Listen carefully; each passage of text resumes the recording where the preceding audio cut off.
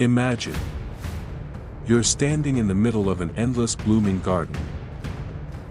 Golden light, warm breeze, all the people you've ever lost are right there beside you. No pain. No fear. Only eternal peace. Now imagine something else. You're falling into a bottomless pit of fire. Your body burns again and again. But death never comes. Every scream, every tear lasts forever. Heaven and hell. Two of the most powerful ideas in human history. But here's what's truly astonishing. These images exist in almost every religion on earth. From ancient Egyptians to modern Christians and Muslims. Why? How did completely different cultures, who never met each other, create such similar visions of paradise and eternal torment? Today we're going on the deepest and most terrifying journey into humanity's beliefs about the afterlife and the end of the world.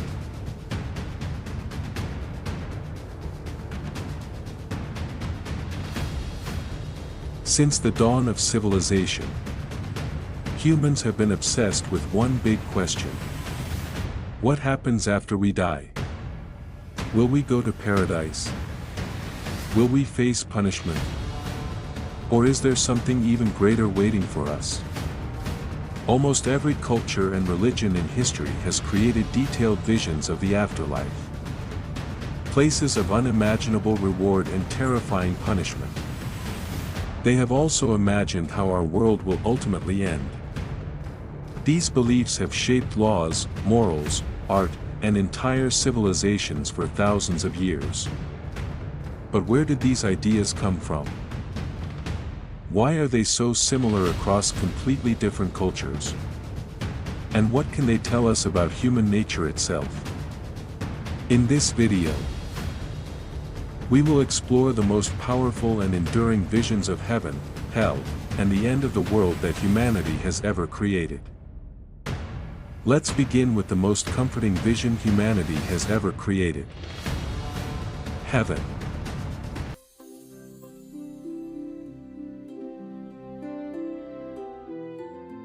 In Christianity, heaven is described as the eternal presence of God Himself. It is often pictured as a majestic city of gold and precious stones, filled with light, where pain, sorrow, and death no longer exist. Interestingly, the Book of Revelation describes heaven with walls made of jasper and streets of pure gold, clear as glass. In Islam, the description of Jannah is incredibly vivid.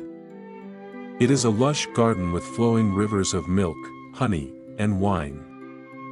The righteous are rewarded with perfect health, eternal youth, and the company of their loved ones. One fascinating detail is that each believer in Jannah is said to have their own personal palace made of gold and silver. In Judaism, the concept of the world to come, Olam Haba, is more spiritual. It is a place of closeness to God and spiritual reward, where the righteous souls study Torah and bask in divine light. Interestingly, some Jewish traditions describe it as a great banquet or a place of perfect understanding. Long before these Abrahamic faiths, the ancient Egyptians believed in the field of reeds. There, the soul would live in a perfect version of Egypt, eternally fertile, with abundant harvests and no suffering. The Egyptians even included model servants and boats in tombs so the deceased could enjoy the afterlife more comfortably. In Hinduism, Svarga offers pleasures and joys as a reward for good deeds, though it is temporary before the soul returns to the great cycle. What's remarkable is that Indra, the king of Svarga, is constantly defending his heaven from demons, showing that even paradise can face threats. And in certain Buddhist traditions, Pure Lands are realms of peace and enlightenment, where beings can focus on spiritual practice without the distractions of the ordinary world. The most famous is Sukhavati, the western Pure Land of Amitabha Buddha, where simply hearing his name can grant rebirth there. Across all these very different religions, the image of heaven carries similar elements: gardens, light, peace, abundance, and reunion with those we love. Yet for every vision of paradise, humanity has also created its terrifying opposite. Because to truly understand the light, we must also face the darkness.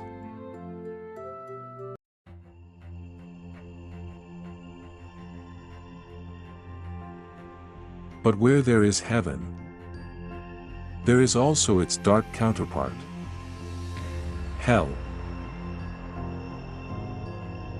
In Christianity, hell is a place of eternal separation from God and unending torment.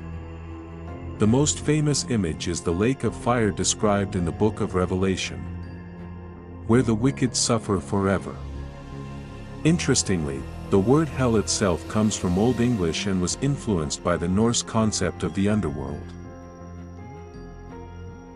In Islam, Jahannam is a multi-layered realm of fire and punishment. Sinners are burned, their skin regrown only to be burned again. And they drink boiling water. One striking detail is that Jahannam has 7 gates, each for a different category of sinners. In Judaism, the concept of hell is less central and more temporary. Gehenna is often seen as a place of purification rather than eternal damnation, where souls are cleansed before entering the world to come.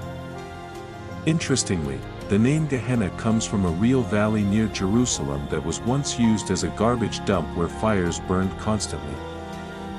The ancient Egyptians had a terrifying judgment in the afterlife. If the heart of the deceased was heavier than the feather of Ma'at, it would be devoured by the monster Ammit, resulting in a second, final death, the worst possible fate.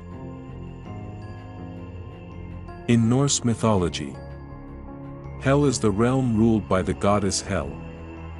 It is a cold, misty place for those who did not die gloriously in battle.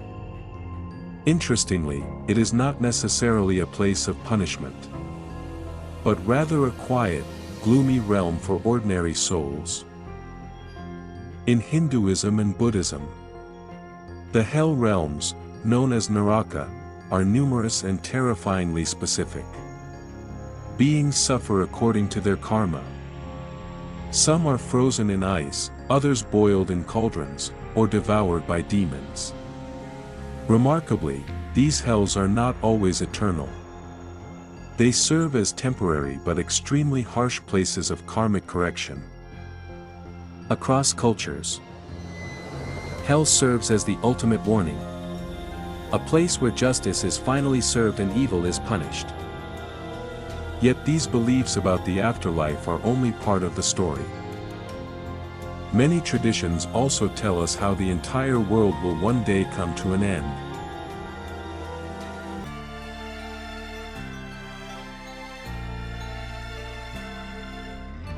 But the story doesn't end with individual judgment. Many traditions also speak about the final destiny of the entire world. In Christianity, the end of the world is dramatically described in the book of Revelation.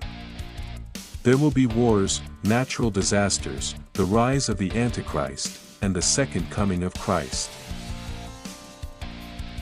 The final battle between good and evil, Armageddon, will lead to the last judgment and the creation of a new heaven and a new earth. Interestingly, the word Armageddon comes from the Hebrew Har Megiddo, an actual ancient city in Israel that was the site of many historic battles.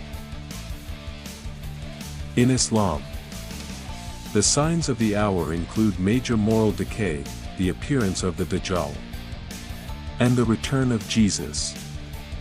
This will be followed by the resurrection of all humanity and the final day of judgment. One remarkable detail is that the sun is said to rise from the west as one of the major signs. In Judaism, the end of days is associated with the coming of the Messiah, the ingathering of the exiles to Israel, and the resurrection of the dead. It is a time when war and suffering will end, and humanity will live in peace under God's rule. Interestingly, some Jewish texts describe this era as a time when the wolf shall dwell with the lamb, a complete transformation of nature itself. In Norse mythology, Ragnarok is the prophesied twilight of the gods, a great battle that will destroy the world in fire and flood. Yet even after this catastrophe, a new, green world will rise from the ashes. Remarkably, 2 humans are said to survive and repopulate the new earth. In Buddhism, the end of our current era is part of vast cosmic cycles. The teachings of the Buddha will gradually be forgotten, morality will decline, and the world will descend into chaos. Eventually, a new Buddha, Mircea, will appear to restore the Dharma. Interestingly, some traditions say Mircea will be born when the human lifespan has shortened to just 10 years. In Hinduism, the end of the current cycle is marked by the Kali Yuga, an age of darkness and moral decline. When it reaches its lowest point, Vishnu will appear as Kalki, destroy evil, and restart the cycle of creation.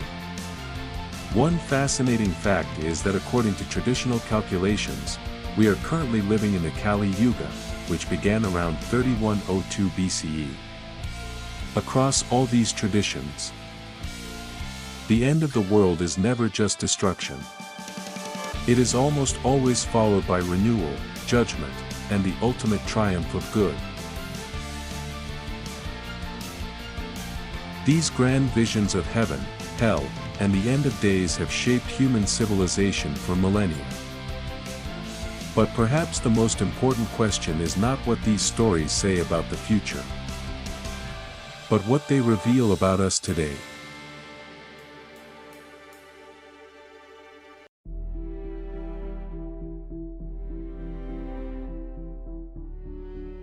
So what can we learn when we look at all these visions together? Surprisingly, despite vast distances and completely different cultures, the images of heaven, hell, and the end of the world show striking similarities. Almost everywhere we see the ideas of gardens and rivers in paradise, fire and torment in hell, judgment based on moral behavior, and the final renewal of the world after catastrophe. Why are these images so similar? Some scholars believe this comes from shared human psychology. We all fear pain and desire comfort, justice, and meaning. Others suggest that ancient stories and archetypes were spread through trade, migration, and cultural exchange over thousands of years.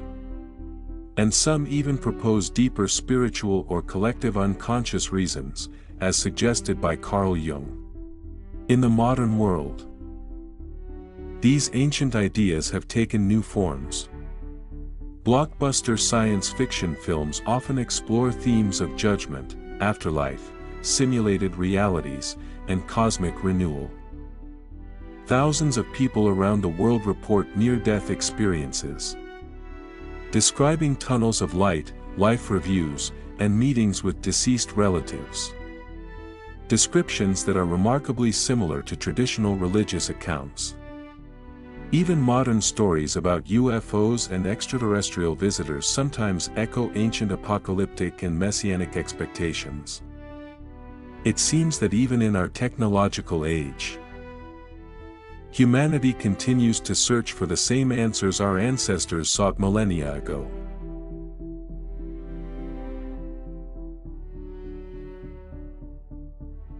In the end, the ancient maps of heaven and hell are much more than religious stories. They are humanity's greatest attempt to answer the most important questions. Why are we here? What is right and what is wrong? And what ultimately awaits us?